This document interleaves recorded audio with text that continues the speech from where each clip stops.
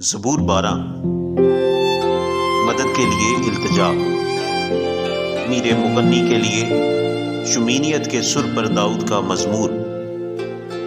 اے خداوند بچا لے، کیونکہ کوئی دیندار نہیں رہا اور امانت دار لوگ بنی آدم میں سے مٹ گئے۔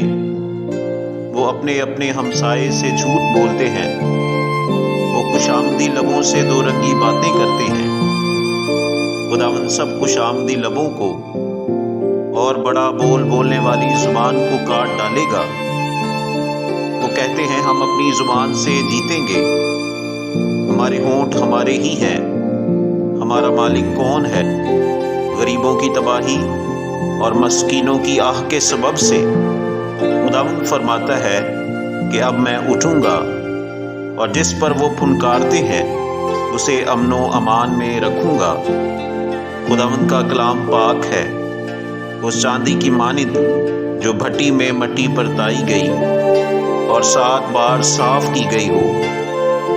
تو ہی اے خداوند ان کی حفاظت کرے گا، تو ہی ان کو اس پشت سے ہمیشہ تک بچائے رکھے گا۔ جب بنی آدم میں پاجی پن کی قدر ہوتی ہے تو شریر ہر طرف چلتے پھرتے ہیں۔